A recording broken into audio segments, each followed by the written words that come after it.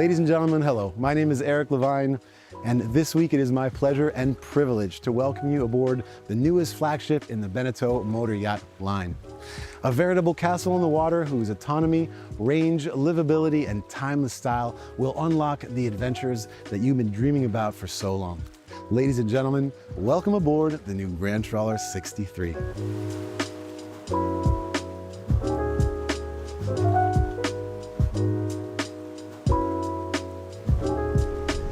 It's pretty cool because this week we're going to do what this boat was meant to do, which is a long, comfortable cruise. In this case, we left Monfalcone, Italy, near Venice, where the boat was built, down the coast of Croatia, around the heel of Italy, through the Strait of Messina, all the way to Rome, and across to Bastia, Corsica, where we are today. We'll spend a few days here talking about what makes this boat so remarkable, and then we'll take her over to the French Riviera and deliver her to her happy new owner.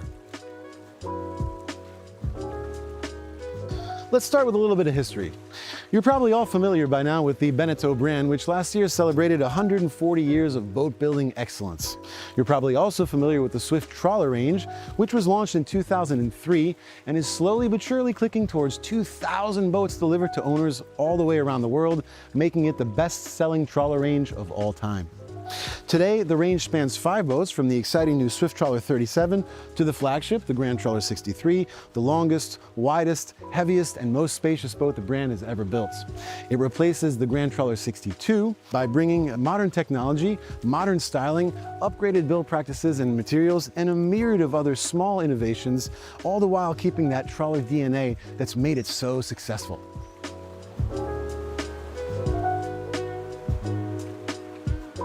I'll tell you right away, I love this boat. And what I love most about this boat is the sheer livability of it, the comfort of it. And to understand the comfort, you have to understand the space, both inside and outside, starting with this expansive terrace on the sea, which is a common feature on all modern Beneteaus. The terrace on the sea has an optional third joystick and can be fitted with just about any kind of seating arrangement that you want, but nobody will blame you if you want to put a ping pong table there. There's enough room for it. It leads to this gigantic tender lift system, which also doubles as a swim platform and the base for all waterborne activities. From a technical point of view, you'll find the water and power intakes right there, as well as the optional passerelle.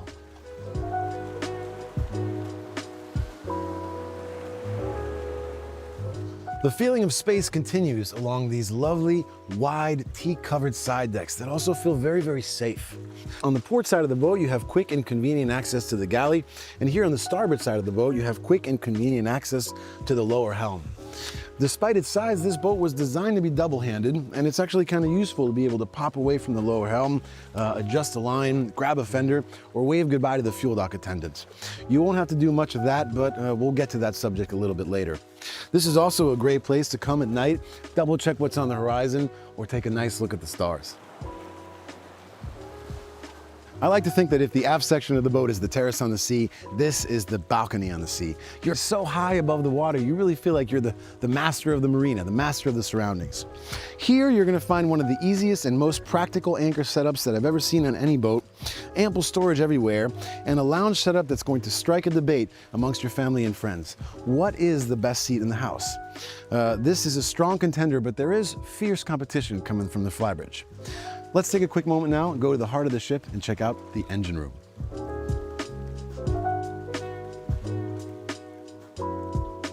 Welcome to the heart of the ship. Now, the skipper cabin and the engine room can both be accessed through a stylish gull-wing hatch, which is cleverly and neatly tucked into the aft section of the boat. Underway, of course, for safety, you can also access this space through the day access hatch in the terrace on the sea. Now, too often on a boat this size, the skipper cabin really is more like a skipper crawl space. It's dark, it's cramped, it's uncomfortable, it's unpleasant. Not on the Grand Trawler 63. As you can see, this beautiful cabin has tons of room, tons of storage, a great L-shaped setup with 2 beds that are big enough even for a guy like me. And if you think we went for a wet head setup on this boat, well, you're wrong, because not only it's got a very comfortable and dedicated head section, it's got a really nice full shower size as well. I say this in every video, but never for the skipper cabin. I'm 6'4", 220 pounds, and look at how much room I've gotten here.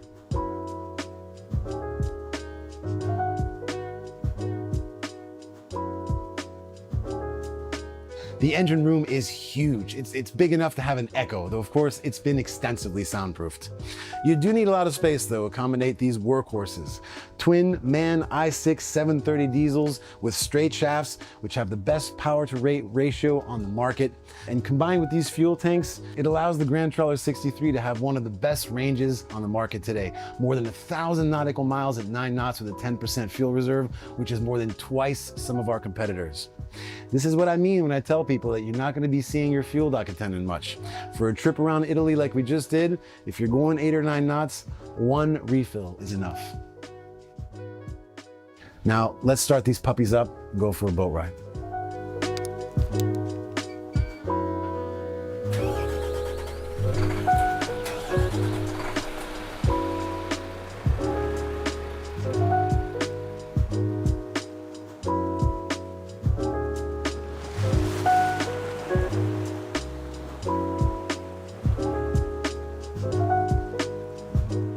Well, we've just rounded the northern tip of the island of Corsica, and the boat is behaving beautifully and very happily here at a cruising speed of 9 knots.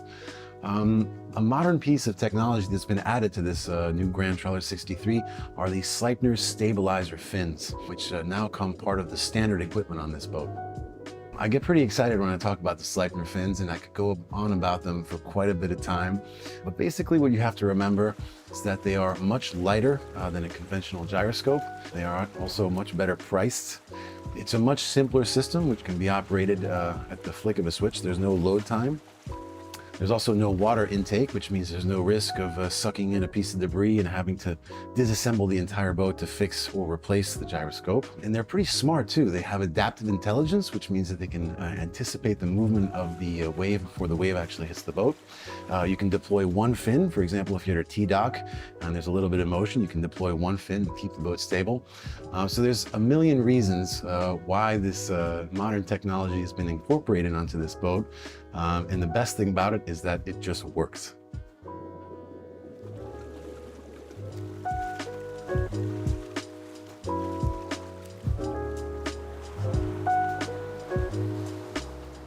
So we're a few miles away from our destination here, which is the port of Saint-Florent.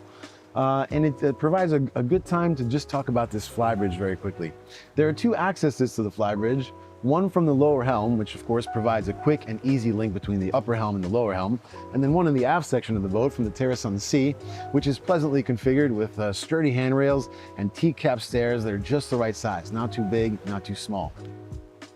When you get up to the Flybridge, the size of the Flybridge hits you like a hammer. I mean, I like to make the joke that you could probably land an airplane here. And once you're past the initial shock of the actual size of the Flybridge, you start to look around and you think, this is actually really, really well laid out. You have this wonderful helm station here with perfect ergonomics, a great place to discover an anchorage or a harbor. And then you have miles of seating everywhere across the Flybridge, including this lovely romantic nook just forward of the helm where I like to sit and watch the sunset. Let's take a look back here. The midsection of the Flybridge is a great place to entertain, but also to eat. You have this gigantic table that's large enough to comfortably sit 8 people. And just across from it on the starboard side, you have this lovely work surface, which is the best bar I've ever seen. Complete, of course, with a Texas-style grill that's large enough to cook a bunch of T-bones. On too many boats, you see a grill like this, and it's just big enough for 4 shrimp. This thing, it really can feed a whole crew with enough leftovers for the next day. You have an optional fridge, ice maker, but of course, these kinds of areas can be customized just any which way you want.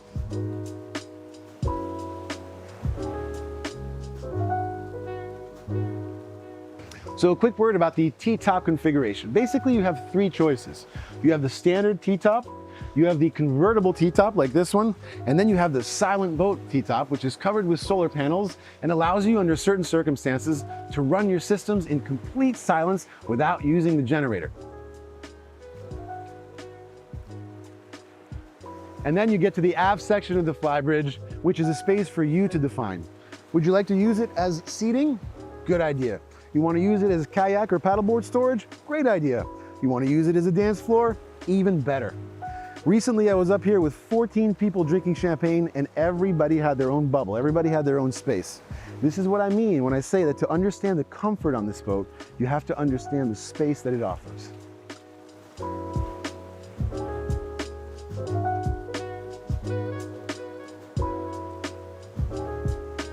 All right, so we're right outside of the lovely harbor of Saint-Florent, Corsica.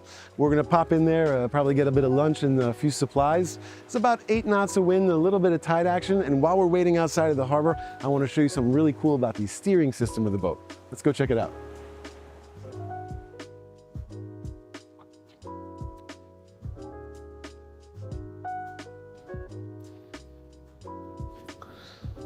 All right, so in a situation like this where you have to kind of hang tight for 15 minutes, 20 minutes, half an hour, whatever, you don't have to drop the anchor with this boat. You can press the button on the Xenta dynamic positioning system and stay safely immobile for as long as you want. It controls the thrusters, it controls the engines, and when you're ready to go, just press the button again and you're back with the throttles.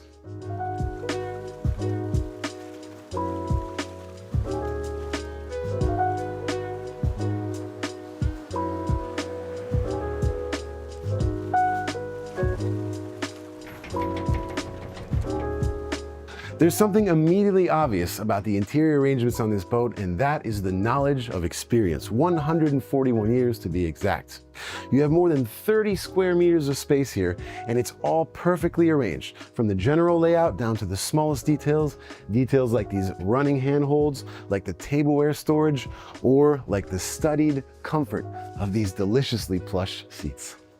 The comfort and space that I keep talking about over and over extends to the galley, which is a wonderful workspace to cook meals for crews big and small. Of course, you have large surfaces, storage everywhere, and a key feature is the fact that it's centrally located. Are you bringing coffee to the helm? Are you bringing champagne to the bow? Are you bringing water to the Flybridge? Well, you're just a few steps away from all of those places. Now let's go take a look below. So this boat is available in a 3-cabin, 3-head configuration or a 4-cabin, 3-head configuration. In the 4-cabin configuration, this forward section of the boat becomes the master stateroom, and believe me when I tell you, it is a lovely, lovely place to be. It's got this huge walk-around bed, these large expansive windows that provide tons of natural light and ventilation. This being a swift trawler, it's got storage everywhere, and then the last nice touch is this lovely carpet that's just as soft as a chinchilla. The windows in particular are really, really great. The other day, some dolphins came to join us to play with the bow wave, and we were all here checking it out. It was an extraordinary moment.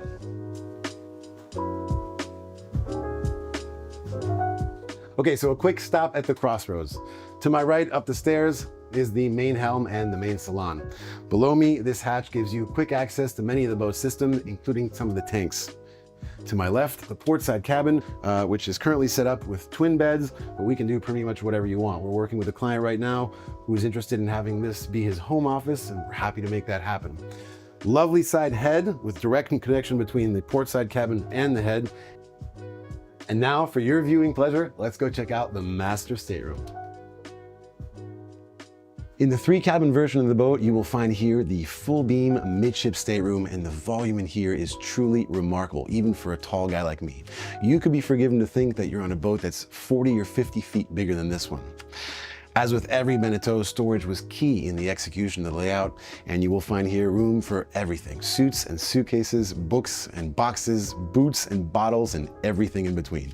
And when everything is neatly tucked and stored away, you will find yourself lying in this super comfortable bed, looking out the window at the most beautiful view in the world, and dreaming of all the destinations still to come.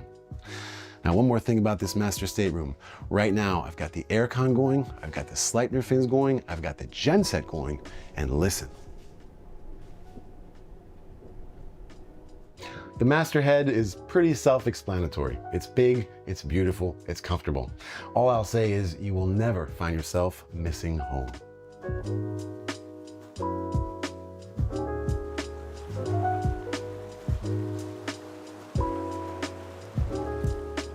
Well, the anchor's up, the engines are on. We've got about 120 nautical miles to Marina Baie des Anges, right next to Nice. It's gonna be an overnight passage, and I've got that giddy feeling of departure.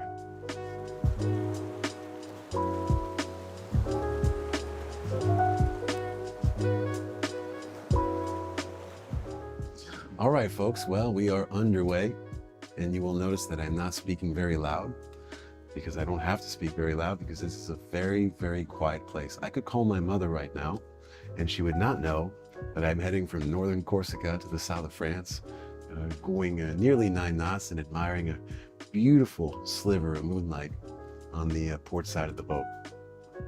This entirely redesigned helm station here has perfect ergonomics. Everything is where it should be, at the tip of your fingertips, and the 3 floating MFDs provide me with all the information I need to safely get from point A to point B.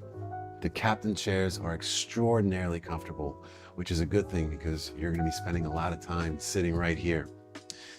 And speaking of sitting, I was talking a little bit earlier about the debate, which is the best seat in the house. Well, for me, it's not on the Flybridge, it's not on the bow.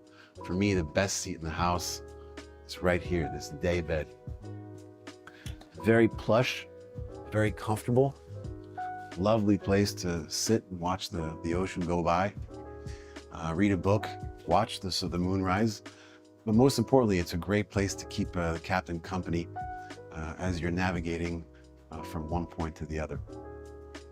All in all, this helm station is one of my favorite features on this boat. It really just works.